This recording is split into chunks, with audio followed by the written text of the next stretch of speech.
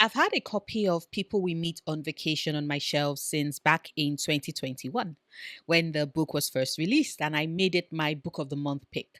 I kept putting off reading it because I had other books on my TBR at the time, and it entered my life at a period when I was in the midst of a depressive episode, so I wasn't reading as voraciously as I was used to. All of this to say that it's been 5 years and I never got around to reading this book. And so when the movie was announced, I had a brief moment where I asked myself if I wanted to binge the novel before I watched the film. Instead, I got distracted by a Bolu Babalola novel. And next thing I knew, it was January 9th, and Netflix was informing me that People We Meet on Vacation was available for me to watch. After a brief moment of hesitation, I hit play. And whilst this movie did follow the rom com trajectory with a couple of unique spins to it, I spent the latter part of the runtime shifting in my seat, already convinced that we were going to go the Allmark route and Poppy as a character would be forced by the narrative into a shrunken life that doesn't fit her so she can exist happy in a small town she's always tried running away from, all for the sake of love. But that did not happen. And boy, oh boy, am I infinitely thankful that the story did not go that route. Because if there is any trope that fills me with blinding rage, it's the I sacrifice my dreams and identity for my partner when it's not reciprocated and our new life together has zero balance or care or thought for what I want. If there is any trope I hope dies by fire in rom coms, it is that one. And I'm sure a substantial percentage of those of you watching this video have an idea of what I'm talking about. The quintessential Hallmark Christmas movie where the girl who works in the big city returns home and runs into a crush or childhood love who is still residing in their small town.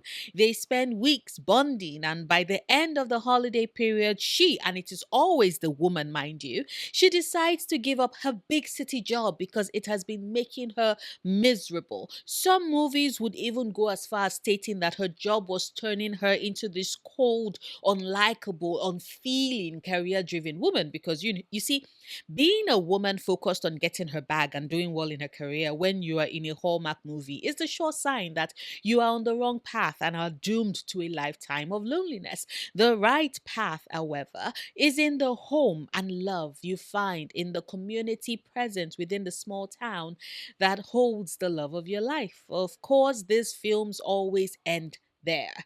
We have no idea if the type A career driven woman who we met would be happy with this change in the long term. If 5, 10 years from the end of the story, she wouldn't be chomping at the bit and wanting to return back to her career, bemoaning the time that she's lost in the process. Just in case you all can't tell, the Christmas Hallmark movies always drive me to the wall, even though I still find myself watching them during the holidays when they pop up because I will always be a sucker for romance, especially ones that center characters who've known each other for a long time and find their way back to each other, discovering or admitting to a love that's always been present but never voiced until the most opportune moment comes up. I have a weakness for these romance stories, even as a part of my brain screams at the future that is always forced onto the female protagonist. Of course, this is not to say that it's only the woman who is from the big city in these types of movies. Sometimes, on rare occasions, they switch it up and it's the guy that comes from the city. But more often than not, it is the woman, and she's the one who has to make the choice on what she has to give up for love. So, when I say that watching People We Meet on Vacation had me panicking, because on one hand, I was having a blast with it, but by the time we got to the last 30 minutes of the film, and I realized the decision that the narrative seemed to be pushing Poppy to take, you can understand where I'm coming from. And so you probably also get how I screamed and legit cried tears of relief at the last 2 minutes of the movie. Because, god damn it, People We Meet on Vacation, you had me in the first half. I am not going to lie. Of course, before I go into all the details of that, a quick thank you to my lovely patrons and YouTube members whose support have been instrumental in helping me continue to make content, especially since I started doing this full time at the start of last year, which was the last time I was in paid employment. And a special shout out to Lena and Holly for their extra support. You get all the hearts And kisses too. Mwah. If you too would like to support me on Patreon or become a YouTube member to enjoy certain perks, even get a shout out, the link to do so is in the description bar. And with that said, People We Meet on Vacation, based off of the novel of the same name by Emily Henry, takes us on a journey with the characters of Poppy Wright, played by Emily Bader, and Alex Nielsen, played by Tom Blythe, two college sophomores who enter each other's lives by virtue of the fact that they both come from their small town of Linfield, Ohio, and are heading back home, carpooling, now that it's the end of the school year. We are immediately made to understand the differing personalities of Poppy and Alex.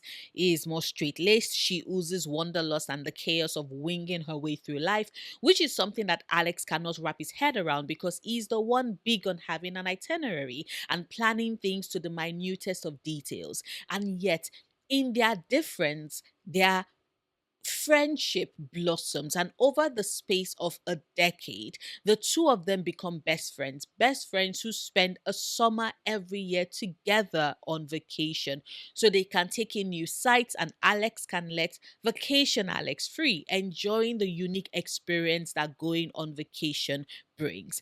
Their pact also makes allowances that they would always meet up every year even if they are in a relationship, as their yearly vacation is their thing, and they do succeed at that. The movie brilliantly paints a picture of Poppy's contagious energy making its way into Alex's life, urging him to step out of his comfort zone and just let himself enjoy this pocket of freedom that they get whilst they are on vacation. We also get the believability, that is the fact that you can actually tell that Poppy and Alex genuinely have a friendship, one that they build, and it grows stronger with every vacation, every moment in between, and even inclusive of the time when Poppy caught the flu and Alex nursed her back to health. They maintain their routine and friendship across Poppy's many boyfriends and Alex's off and on again relationship with his childhood sweetheart, Sarah. Of course, there's always the little bits that the film uses to give hints that these two are circling around each other with feelings that they never quite manage to voice out because the timing is never quite right. Things, however, come to a head during their vacation in Tuscany when Alex shows up with Sarah in tow and Poppy is present with her boyfriend, Alfie. Sorry, I meant Trey. What can I say? Lucian Lavinscott is so fine, and someone needs to get that man a rom-com stat. No way they keep pairing him up with these women who don't really want or choose him. Not Emily, not Poppy. Give my man a break and get him a rom-com, damn it. Anyway, as I was saying, both friends are there with their partners, and there is the underlying tension where we see that Poppy and Alex fundamentally want different things.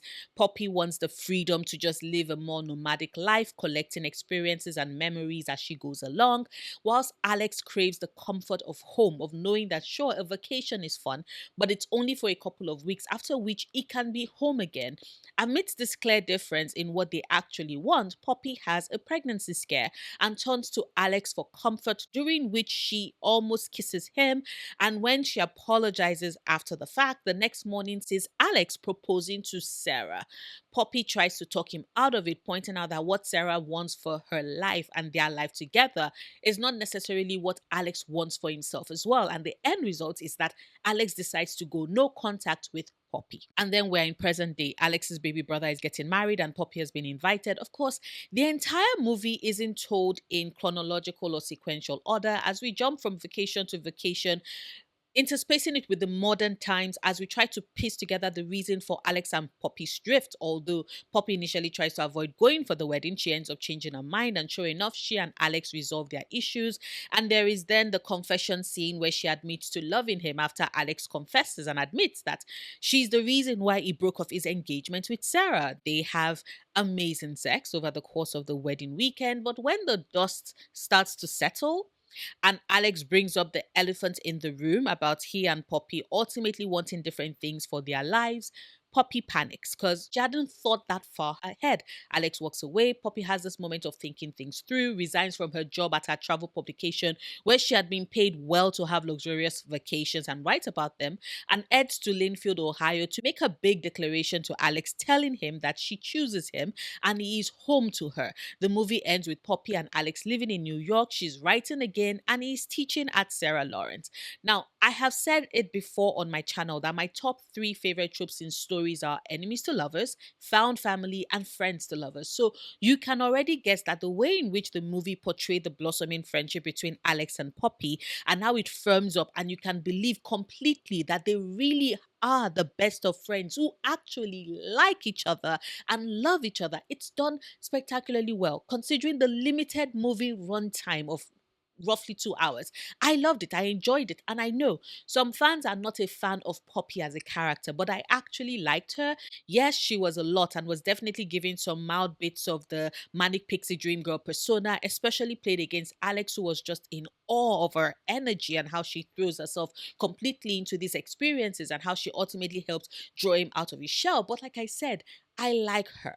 The movie gave me enough of a balance where she was this fantasy of the fun girl, the life of the party, but then because it's juxtaposed with the present day and her clearly walking through the loneliness of what used to drive her and make her happy, her many trips and vacations not holding their appeal anymore, it helped to ground her character in a way that I enjoyed and also made me want for her to reconcile her relationship with Alex, which the film made clear is the person that she was missing and the magic that she'd lost from her travels. We can see that she's missing him. And so, whilst I do agree that there was the setup to lead us to Poppy deciding to walk away from her dream job because it's not making her happy anymore, it didn't mean that the part at the end of the story where she goes to meet Alex didn't have me worried. Because, like I said earlier, it is a pretty common trope to have the successful girl give up her career and dreams for love. And especially at a time when society is getting increasingly conservative and we have people pushing for the trad wife life for young girls. And I was very worried. Poppy gives this speech to Alex, who just listens to her talk about why she's choosing him and what she was scared about. And which, side note, I do believe that the turn the film gave her suddenly telling Alex that the reason why she's always on the move and was so scared of committing to a place or to a relationship is because she's always worried that she would be too much. And that is why her entire relationship with Alex is based off of him only being fully in her presence for the 1 week of vacation time that they allow each other to have every year.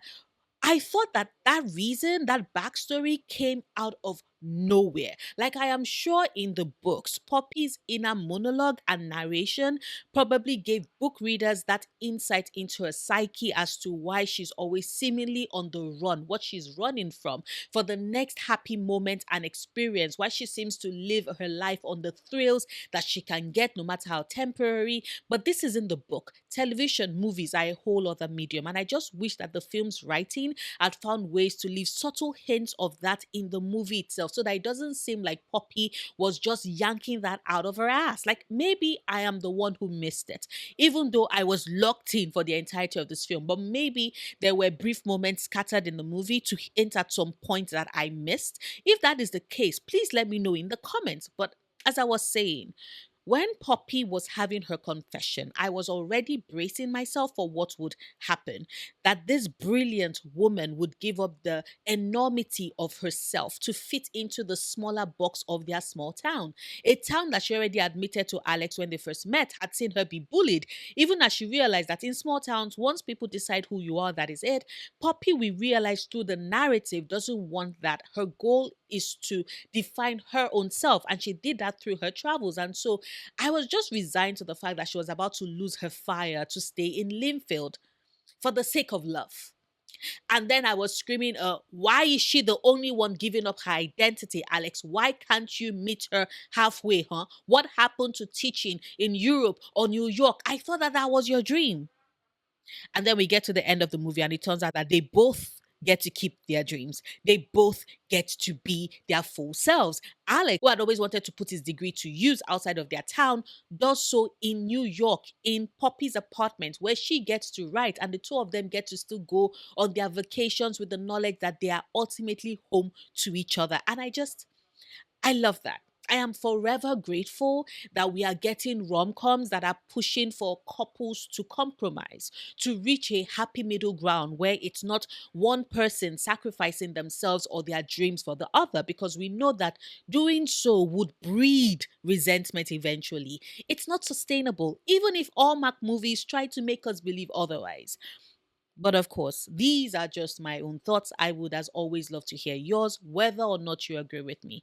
Please share them in the comments. Like this video, however, if you've watched this far and haven't done so yet, but enjoyed anything of what I had to say, share it so others can find my channel as well. Or you can check out my gaming or ASMR channels if they sound like something you might be interested in.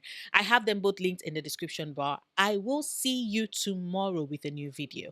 Until then, do remember, obsessing over the things you love, perfectly valid coping mechanism.